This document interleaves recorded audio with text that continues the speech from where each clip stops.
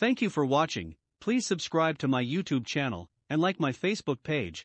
Click on my small logo at the bottom right and links are down on the description. Please let me know what you think about this video on the comment section. Thank you.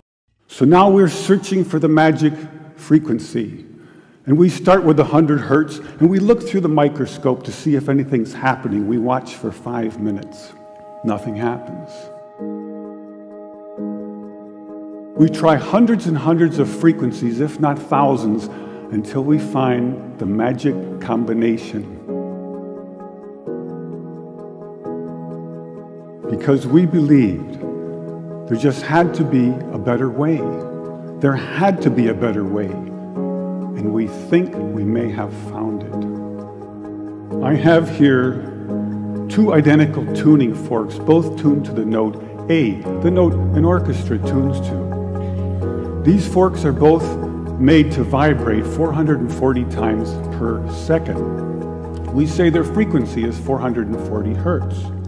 If I tap this fork, putting little pulses of energy into it, the second fork will also vibrate in sympathy. And if I silence this fork, we just may hear the other singing its tone. We say that I'm inducing a sympathetic resonant vibration in the second fork. It only works because both forks are tuned to the exact same frequency. Now, many of us have seen this very charming young man on the internet who shatters crystal glasses with his powerful voice. But if you watch him carefully, you'll see that first he taps the glass with his finger and listens. The glass sings its natural resonant pitch. Then he takes a deep breath and sings a loud, long note. He induces a resonant vibration in the crystal glass.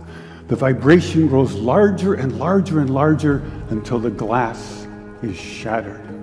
On the other end of the scale, we have a giant bridge made out of concrete and steel, a suspension bridge, the Tacoma Narrows Bridge. Cars and trucks and buses are going over it every day. And unfortunately, where they built this bridge, there was a steady wind blowing across it. And one day this wind induces a small vibration in the bridge, hardly noticeable. But the frequency of the vibration matches the resonant frequency of some part of the bridge. And the vibration gets larger and larger and larger until the bridge collapses into the river below. A destructive resonant frequency. So on one end of the scale, we have a giant concrete and steel bridge destroyed by resonance. And on the other, we have a small crystal glass shattered. So maybe we could shatter something even smaller, something really small, something you would need a microscope to see. Maybe we could shatter a living microorganism. So maybe we could change a biological living liquid crystal with a special electronic signal. But in order to do that, we would need some kind of device.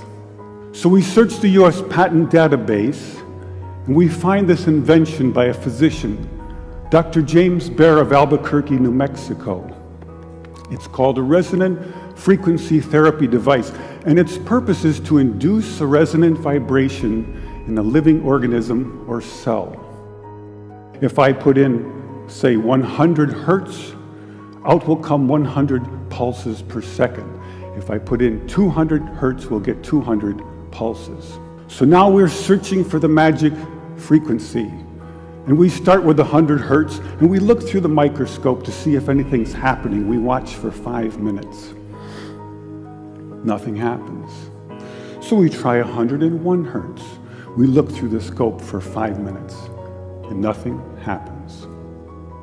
So we try 102, 103, and so on. Over the course of 15 months, we try hundreds and hundreds of frequencies, if not thousands, until we find the magic combination. The answer is you have to have 2 input frequencies, one low, one high, and the higher frequency must be 11 times the lower. It's what we musicians would call the 11th harmonic. And when we add the 11th harmonic, we begin to shatter microorganisms like a crystal glass.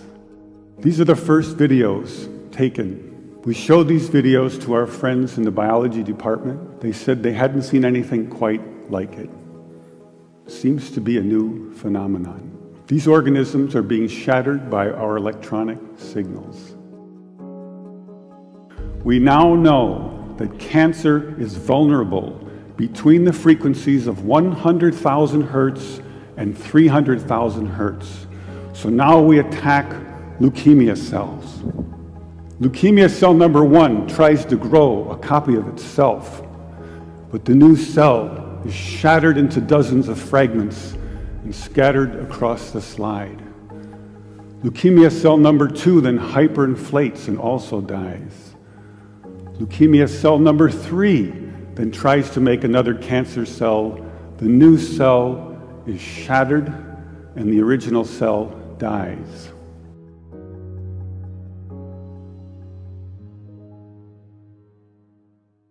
Thank you for watching. Please subscribe to my YouTube channel and like my Facebook page.